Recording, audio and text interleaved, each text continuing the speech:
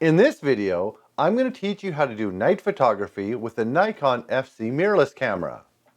I'm going to also show you how to focus properly, do urban dark photography, and give you some clever tips and tricks with this camera to make sure your first shot is in focus and well exposed your first time. All you're going to need is the Nikon Z camera. The kit lens that came with the camera will do just fine for most night photography. You're also going to need a tripod and a flashlight. The first thing I'm going to show you is how to do urban dark photography on a tripod. This is a great way to get experience operating your camera in the dark, and at the same time you're going to get a whole bunch of really cool looking images. You can start doing urban photography as soon as blue hour starts. It doesn't have to be completely dark. In fact, shooting during blue hour is preferred. To do this, we're going to put our camera into shutter mode. You're going to see that on your mode dial right here. Let's switch this to S. When you're in shutter mode, you're going to choose the shutter speed. The camera is going to choose the aperture for you.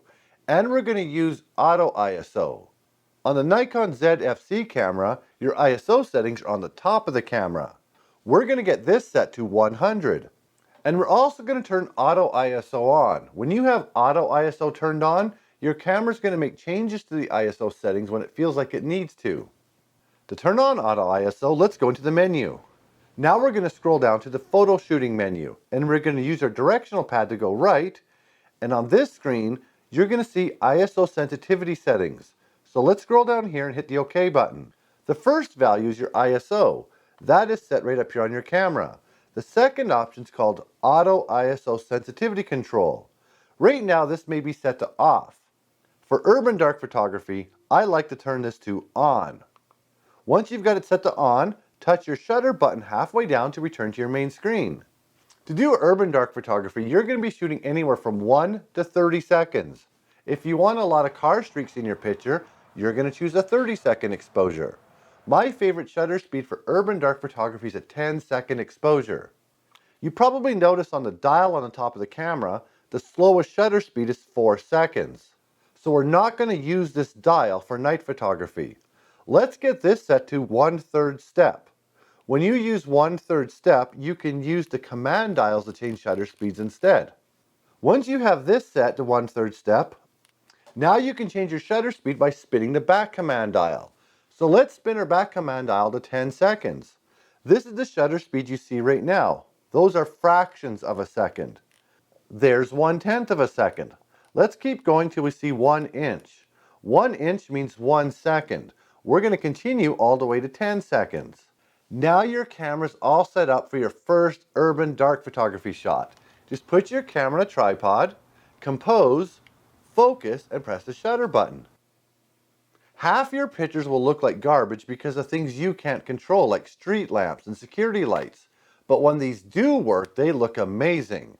If you have a lot of traffic in your scene, you may want to switch this all the way up to 30 seconds. We could just handheld these kind of shots, but if you do a handheld shot, you're going to have a little bit of motion blur and probably a lot of high ISO grain. By putting your camera on a tripod and doing long exposures, you're burning in these high quality images. And as a bonus, if somebody walks through your scene, you won't even see them. If you find your pictures are too bright or they're too dark, you can use your exposure compensation to fix this. It's right here on top of your camera. Right now, this is set to 0. If you switch this to +1, your images will now be 1 stop brighter. If you change this to -1, your pictures will be 1 stop darker. And when you're finished with exposure compensation, don't forget to put it back to 0. To make it even easier, you can also use touch shutter if you don't want to use the shutter button. I like using touch shutter when I'm doing night photography. On the back of the screen, you're going to notice this icon. Every time you press it, there's a different option. You can turn it off. But there's one option called touch shutter / touch AF. This is the option that you want. When you want to take an exposure, gently touch the screen. Your camera's going to focus and shoot at the same time. Autofocus is going to work just fine for most of your night photography. But this is a good time to learn how to do manual focusing, which we'll cover in a few minutes. Right now, we're going to get you set up for your first night shot in rural environments. We're going to do this in manual mode. On your mode dial, let's switch your camera to M. we're going to set aperture, ISO, and shutter speed. The first option we're going to change is your ISO settings. That's right here on your dial. Right now you're set to 100. We're going to get this set to 4000. And we're going to turn auto ISO off now. You can't use auto ISO when you're doing night photography out in the country. So let's hit our menu button, go back to photo shooting menu, ISO sensitivity settings, and we'll turn this option back to off. And you can turn it back on once you're done your night photography. Now touch your shutter button to return to your main screen. Next, we're going to set our aperture. The first thing we're going to do is make sure our lens is all the way open. When you're doing real night photography outside of urban environments, don't zoom your lens in at all. Always keep it wide. Then we're going to change the aperture. On the back of your camera, you're going to see these values. Those are called f-stops. The lower the f-stop value, the wider the aperture. The wider the aperture, the more light comes into your camera. So we want to shoot in the widest aperture possible. For most of your lenses, that's going to be 3.5. Some of you may only be able to go down to 4. If you already bought a specialty lens, you can probably go down to 2.8 or even 2. To change this value, spin your front command dial. Now you're going to see those values change. I'm getting my camera set up to 3.5. So for your first shot, your ISO is going to be 4000, your aperture is going to be 3.5 or 4. All you're going to be doing now is playing with shutter speed. That's why this is the easiest night class you'll ever take. You're going to choose one of 9 shutter speeds. It's going to be anywhere from 5 seconds up to 30. It's also going to depend on things you can't control like moon phase, distance to a city, and cloud coverage. For your first night shot, we're going to start our camera at 30 seconds. And if your picture's overexposed, we're going to start working our way down until you get the correct exposure. To change the shutter speed, let's spin our back command dial. Right now you're probably at 10 seconds. Keep spinning your command dial until you see 30 inches. That is now a 30-second exposure. And because this camera has exposure simulation built into it, the back of your camera may look completely white right now. That's your camera's way of letting you know that these settings won't work in this environment. Your picture will be overexposed. But once you get out into the country at night, you won't see this anymore. Here's a photo with a 30-second exposure. It was overexposed. So then you try 25. If it's still overexposed, try 20, 15, 13, 10, 8, or a 5-second exposure. One of them will work. If there's a full moon out, a 5-second exposure may be the correct one. So for your first shot, you're only going to choose a shutter speed. You're not going to play with any of the other camera settings. You probably already know this by now, but you do have this really handy flip out screen, which makes night photography really easy. And you probably already noticed too that there's a sensor on the back of your camera. Every time you place your face or hand over the sensor, it switches from live view back to the viewfinder. For night photography, this can be very annoying. To get rid of this, press this button on the back of the camera. By default, it's probably on automatic. Let's set this to monitor only. When you're doing night photography outside of urban environments, you can't use autofocus. So we're going to learn how to do manual focusing with this camera. The good news is, it's actually pretty easy. The hardest part's going to be doing this in the dark with cold wind and mosquitoes. So let's get our camera set up to manual focus. It's no longer on the lens. With this camera, you're going to have to do it inside the menu. So let's press the I button. Once you press the I button, this menu is going to show up. On the bottom right-hand corner, you're going to see an option called Focus Mode. Go down here and press the OK button, and let's get this changed to manual focus. Then press the OK button and touch your shutter button halfway down to return to the main screen. Now let's look at your lens. For most of you, there's going to be 2 rings on your lens, zoom and focus. As we discussed earlier, make sure your lens is wide open. Don't zoom in at all. And you also get the most sky.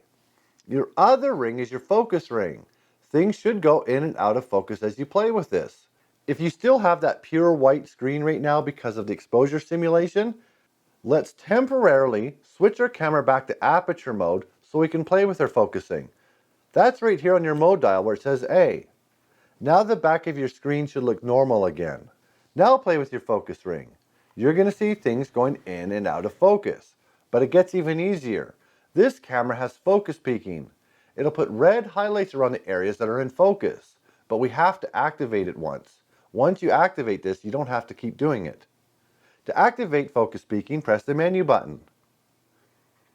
Now let's go down to the custom settings menu, and then we're going to go right and choose shooting and display. One of the options on here is going to be called focus peaking. Let's scroll down there and press the OK button. Right now it's set to off. We're going to change this to peaking level 2. Once you've got that set, touch your shutter button to get back to your main screen. Now when you play with your focus ring, you should see those highlights. This is incredibly helpful, and in some cases this will even work on the brightest stars. You should have no problem focusing at night with focus peaking. But it does get even easier. I use focus peaking for some of my night photography. What I usually use is screen magnification.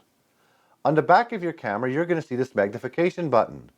Every time you press it, it magnifies your screen.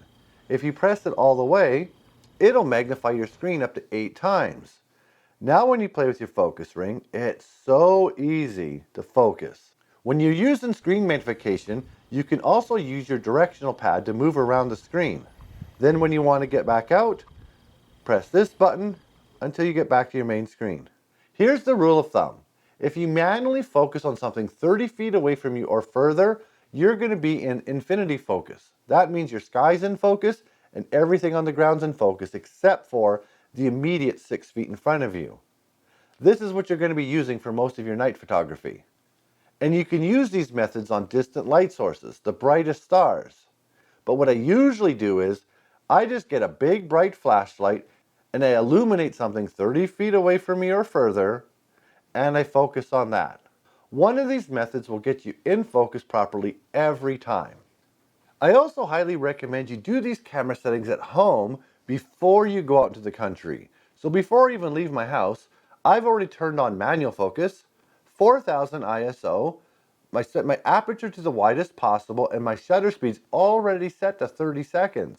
That way, when you get out into the country, all you've got to do is put your camera in a tripod, focus, and then press the shutter button to take the exposure. It is that simple. But again, it's very difficult doing this in the dark with cold wind and mosquitoes the first time. So let's put our camera back to manual mode. Your screen's going to be all white again, but I also want to show you another deep menu item to make this even easier. You can enable extended shutter speeds with this camera. This allows you to go beyond 30 seconds. You have 60 seconds, 90 seconds, right up to 15 minutes. Doing extended shutter speeds is really helpful if you need to get a 5 or 10 minute exposure. To activate this feature, press the menu button. Let's go back down to the custom settings menu. Then shooting and display. One of the options here is extended shutter speeds. These will only work while you're in manual mode. They don't work in shutter mode. But let's activate this, turn it on, and touch your shutter button to get back to your main screen.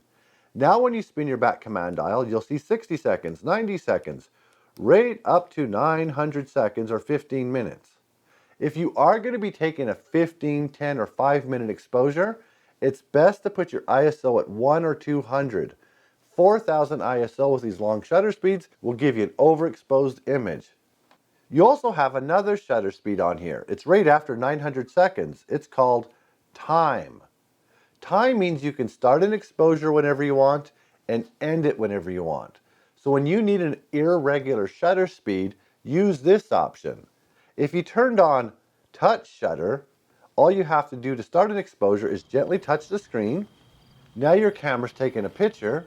You can come back 45 seconds later, 10 minutes later, or even 18 minutes later, and then touch the screen again gently to end the exposure. I love using time mode when I'm doing painting with light because sometimes it takes me 3 minutes, sometimes it's 4 minutes. I'll be uploading a whole bunch of videos this fall of me doing painting with light and teaching you some new skills and showing you some different lighting techniques. Once you've taken a photo, you can see it by hitting the play button. You can also use your finger on the screen to scroll through all the pictures. And then double tap if you want to magnify the screen 8 times to look at some details. And you can drag the picture around to see different areas. Once you want to return back to the normal screen, double tap again. I do recommend, if you are going to be doing night photography a lot, that you buy an extra battery. Also, some people shoot in JPEG and some shoot in RAW. RAW files are better, but it doesn't mean JPEGs are bad. If you are one of those people who like to shoot in RAW, just press the I button. Then go down to image quality and change this to RAW. By default, I usually just shoot in fine, but some nights I will shoot in RAW. But RAW is a much larger file size, and you're going to need a specialty program to edit these files. Also, your eyes adjust for the night sky, so sometimes when you're shooting at night, the picture that you see on the back of the screen will actually be darker than what it's going to look like when you get it onto your computer. So by the rule of thumb, I tend to overexpose images sometimes. If I take a 15-second exposure and everything looks great, I'll go ahead and take a 20-second exposure as well, just to make sure I have one picture that is brighter. And if you're a beginner, just ignore night events like auroras or shooting stars.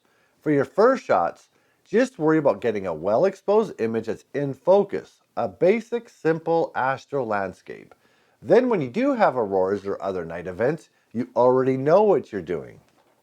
When you're done with night photography, don't forget to turn your flashlight on and make sure you brought everything home.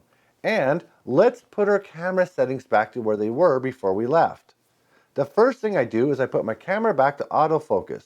So let's press the I button, go back to focus mode, and let's switch this back to AFA. Then hit the OK button. Now let's put our ISO back to 100. And we're going to put auto ISO back on. I've been using this for night photography now for a couple weeks. I will admit the full frame versions do a better job, but it doesn't mean this does a poor job. You can even shoot the Milky Way with this camera and this lens when you crank up the ISO to 10,000.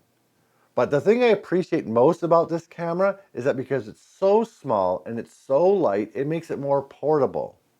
My other cameras are heavier and the lenses are bigger than this entire camera.